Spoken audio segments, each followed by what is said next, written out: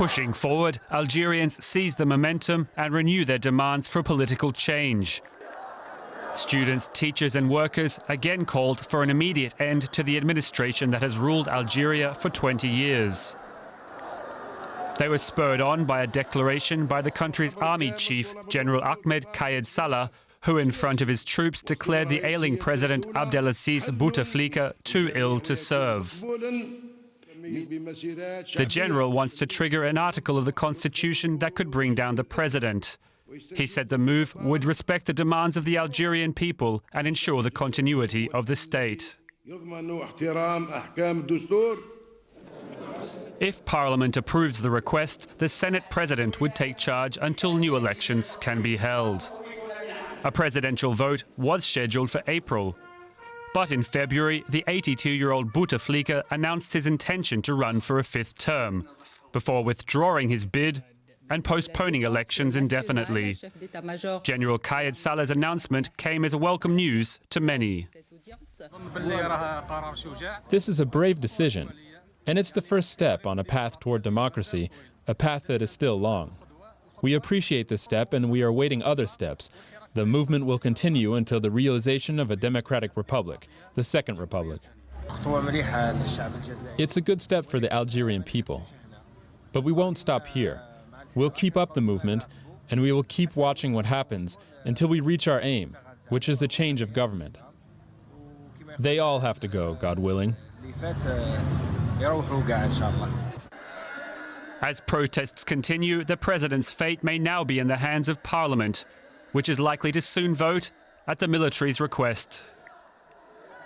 Let's get more on this from journalist Sofiane Nasser, who joins us on the line from the capital, Algiers. So, welcome, Sofiane.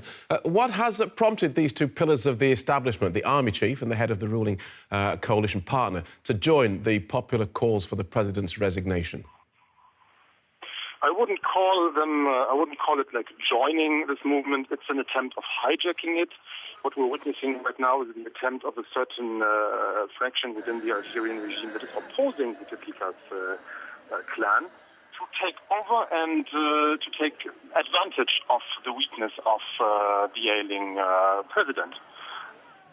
So if they get what they want and the president goes, will people necessarily be happy that they are now in charge? People would definitely be happy about this first step, because one of the major demands was that the current president will be removed.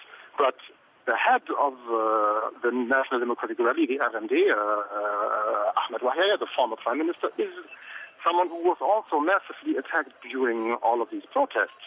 So in case he is coming back and is preparing a political comeback, people would definitely not be happy and would continue to protest. Now, at the heart of this is a constitutional council. Explain to us what this constitutional council is that is due to rule on the president's fitness to rule.